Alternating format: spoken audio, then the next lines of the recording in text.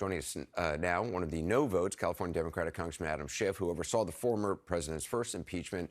So, Congressman, what is your reaction to the vote tonight? And are you surprised at all by the unanimous Republican support? I'm not surprised. These are not serious people. This is not a serious impeachment inquiry. It is a tragedy and a farce, and it's motivated by two things. One of them, I think, was that social media post that you just showed on the screen. That is, they want to dilute the stain of Trump's two legitimate impeachments with an illegitimate impeachment of Joe Biden.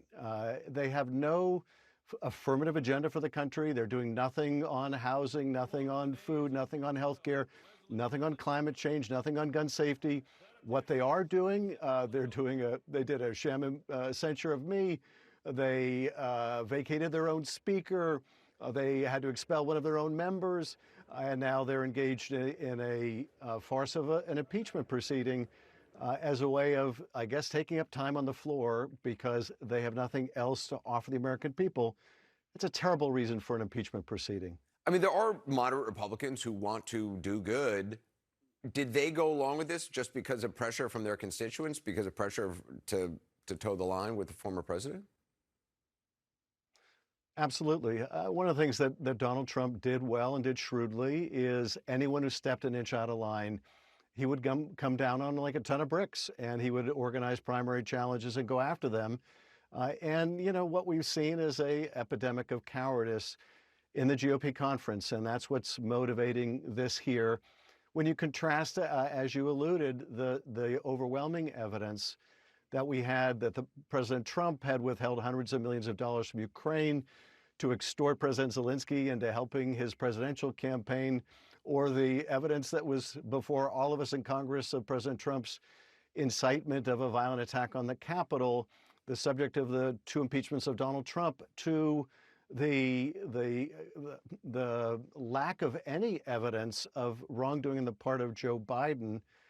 It just shows you the glaring abuse of this process, and it just invites further abuse of impeachment or any other tool, censure or anything else by this MAGA crowd. Is it clear to you how House Republicans are going to try to find evidence of high crimes or misdemeanors now? I mean, they've come up short for months with multiple investigations.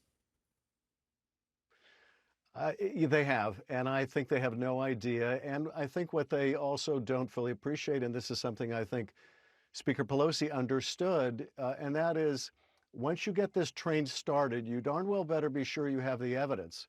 And you may need to gather further insights and flesh out that evidence, but it gathers momentum on its own, and then it becomes very difficult to stop. But the Republican conference doesn't seem to be able to think ahead of next week or tomorrow, and so they're putting the country on this train destined for nowhere. And so, you know, by contrast, you know, we did a thorough investigation. We waited until the evidence was ripe even to begin a formal inquiry. And we see none of that happening here. This is an impeachment in search of a reason for being.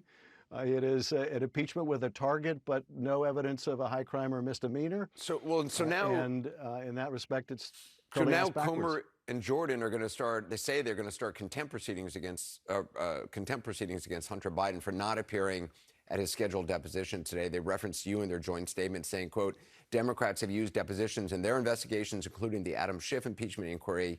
I'm wondering what your response is to that. We did use depositions, and we used open hearings, and they offered Hunter Biden an open hearing, and then they told him no, they wouldn't accept it. Look, I welcome that hearing in the Judiciary Committee because I think I will move to add Jim Jordan to the contempt motion. You know, Anderson, I don't understand how these people do it. We're going to have Jim Jordan, who failed to appear for his own deposition, failed to cooperate with a deposition. He's going to be the one to convene a contempt hearing of Hunter Biden. I'll be very interested to see what that looks like. But if he brings a contempt motion, he should be added to it. Congressman Schiff, thank you for your time.